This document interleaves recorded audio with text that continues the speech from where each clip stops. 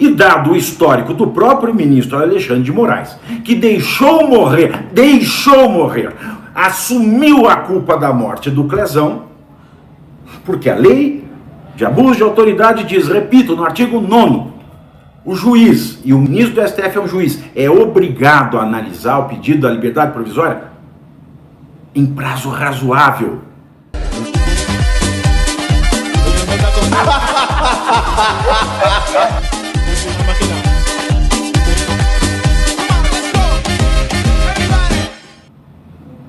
Bom, preso esteve Daniel Silveira. Daniel Silveira fazia jus à progressão do regime de pena, passar do fechado para o semiaberto. Alexandre de Moraes sentou em cima, começou a implicar com cálculos. E quando ele se decidiu em oferecer o regime semiaberto, ele quis mandá-lo para uma colônia de trabalho. O que é legal, mas o que não é uma realidade brasileira. Certo tempo depois, com o parecer da Procuradoria-Geral da República, Alexandre de Moraes resolveu conceder a liberdade provisória ao Daniel Silveira. Essa liberdade provisória que o impedia de sair da cidade onde ele mora, que mandava que ele usasse tornozeleira eletrônica, que proibia, né, porque ela já foi revogada, o acesso às redes sociais, o proibia de dar entrevistas, ou seja, uma determinação totalmente antirressocializante e que não se aplicam, que não são dadas nem para os piores traficantes e os piores bandidos deste país. Pois bem, ele deu essa liberdade provisória, que de liberdade já não tinha nada, e hoje, na manhã de hoje, véspera de Natal, 24 de dezembro de 2024, Daniel Silveira foi preso novamente. Foi preso novamente porque ele ficou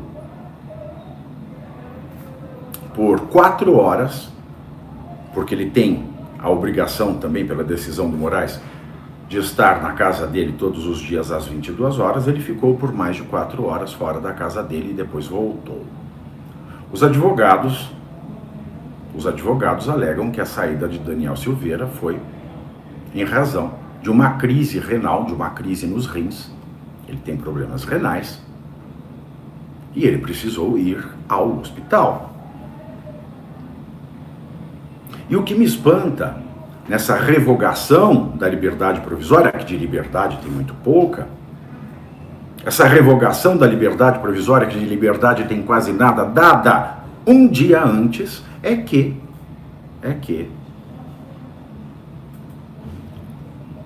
na decisão em que o Alexandre de Moraes,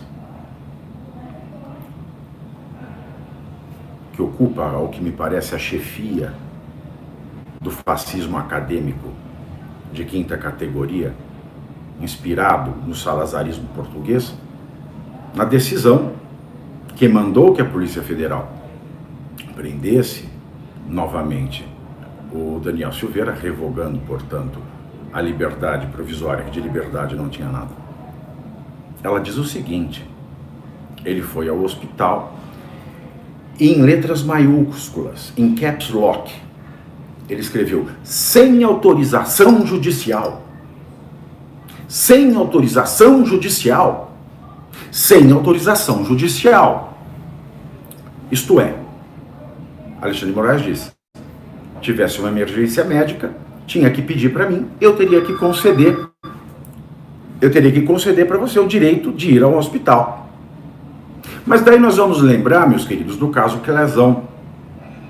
O caso Clezão que, no momento em que foi preso em flagrante, um parecer da médica do SUS dizia que ele não poderia ficar encarcerado porque ele estava num tratamento com diversas doenças precedentes ao 8 de janeiro. No momento da prisão preventiva, o mesmo laudo médico se fez presente. Em vários momentos da sua prisão, ao longo da sua prisão, a médica reafirmou que cada dia no presídio aumentava o risco de morte do Clezão. E mesmo com a obrigação legal que Alexandre de Moraes tinha de rever de 90 em 90 dias a prisão preventiva, mesmo com a obrigação legal que o Alexandre de Moraes tinha e tem de ver, de analisar, de decidir dentro do prazo razoável, é isso que diz a Lei de Abuso de Autoridade, o artigo 9º, o pedido de liberdade provisória, mesmo com todas as obrigações legais, Alexandre de Moraes sentou em cima, passou 300 dias e mesmo com parecer favorável da Procuradoria-Geral da República, deixou que Clezão morresse dentro do presídio. E Clezão morreu dentro do presídio. E foi ingressada, em nome das herdeiras de Clezão, da sua viúva e das suas 2 filhas, uma ação para responsabilização penal do Alexandre de Moraes. Afinal de contas, ele não cumpriu o prazo razoável que fala o artigo 9º da Lei de Abuso de Autoridade, para que ele respondesse no prazo razoável sobre a necessidade da liberdade provisória para que o Clezão frequentasse o hospital que ele frequentava e fizesse o tratamento, o único tipo de tratamento que poderia salvar a sua vida. E nós voltamos para outro caso do 8 de janeiro. Aquela mulher que foi presa, depois foi posta em liberdade provisória com tornozeleira eletrônica, mas que não conseguia fazer o procedimento de quimioterapia porque custa caro tirar a tornozeleira para fazer a quimioterapia e ela não tinha dinheiro porque também não tinha emprego. E o câncer inicial de tireoide desta mulher entrou em metástase, ou seja, contaminou o corpo inteiro. Ou seja, esta mulher está condenada à morte por câncer em razão do descaso do ministro Alexandre de Moraes. Clezão morreu, uma mulher está condenada à morte, e agora, o Alexandre de Moraes, a fim de revogar a liberdade provisória, que de liberdade, repito, não tem quase nada, diz que, no caso de emergência médica, para o problema de rins que ele tem, ele teria que obter primeiro a autorização do Alexandre de Moraes para poder se consultar numa emergência médica.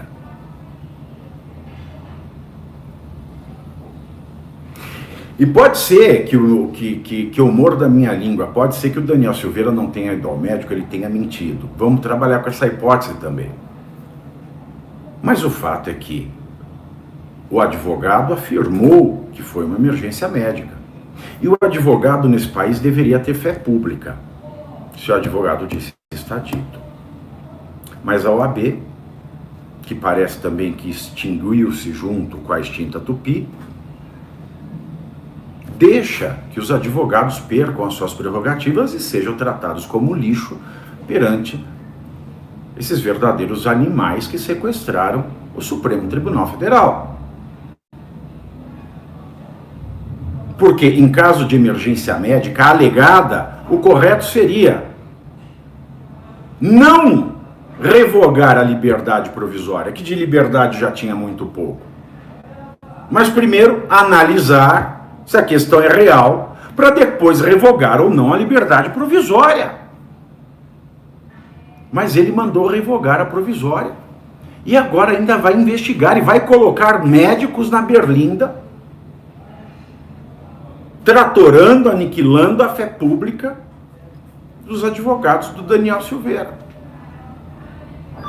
E repito, não sei se é verdade ou mentira que ele esteve no hospital, mas independentemente de ser verdade ou mentira, o procedimento correto do Alexandre de Moraes seria, primeiro, averiguar a veracidade da afirmação dos advogados, para somente depois decidir sobre a revogação ou não da liberdade provisória. O que ele fez é cruel, é macabro.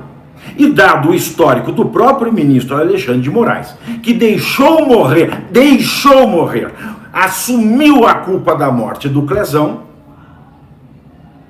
Deixou morrer. Porque a lei de abuso de autoridade diz, repito, no artigo 9º, o juiz, e o ministro do STF é um juiz, é obrigado a analisar o pedido da liberdade provisória em prazo razoável. E eu acho que ninguém aqui acha que 300 dias é um prazo razoável. Se você acha que é um prazo razoável, eu lhe pergunto, se a sua mãe diz que está com dor no peito e falta de ar, você vai esperar 300 dias para levá-la ao hospital? É uma questão de lei. É uma questão de legalidade, é uma questão de Estado de Direito. É uma questão de democracia. Vejam, senhores, eu nunca fui fã do Daniel Silveira. Nunca fui fã dos posicionamentos do Daniel Silveira. Eu nunca votaria no Daniel Silveira. Mas eu, como professor de direito, como jurista, como pessoa do direito, como pessoa que quer viver no império da lei e não no império de outros homens, como pessoa que quer viver numa democracia, e uma democracia requer o princípio estrito da legalidade. Uma pessoa que quer nada mais nada menos do que a lei. Foi aniquilada a imunidade parlamentar e com isso se aniquila a Constituição. Foi aplicado flagrante onde não havia flagrante. Foi dada uma pena exagerada. E quando se decidiu dar uma liberdade provisória muito restrita, mesmo com a ligação dos advogados que têm fé pública, ele mandou prender e agora vai inquirir os médicos como um ditador costuma fazer. Então, primeiro C, você curte, que é o preço deste programa. Quanto vale o ingresso para ver este palhaço neste picadeiro bonito? Vale uma curtida. Vale o seu like, o seu joinha, o seu gostei. Então, a sua obrigação é curtir. Se puder, comente, porque quem comenta ajuda no engajamento. Então, primeiro C é curtir, segundo C é comentar, o terceiro C, o que seria muito louvável, seria você compartilhar. Tem um link que é a setinha, uma setinha assim, meia bomba. Sabe aquela, a setinha da pipa do vovô que se esforça? Você vai lá, copia o link, cola no seu Orkut, no seu Facebook, no WhatsApp, no Telegram, manda sinal de fumaça, pombo correio, não é pombo correio do banheiro, é o pombo correio que leva as mensagens, você passa para todo mundo que você gosta, para quem você não gosta, você também passa. Então, ó, curtiu, comentou, compartilhou, e se puder, se quiser, se o seu bolso comportar, e se seu coração assim permitir, contribua com este programa que vai substituir o Jornal Nacional. Olha que pretensão maravilhosa, hein? Se liga, ô Bonner, nós vamos derrubar o Jornal Nacional. Esta é a meta.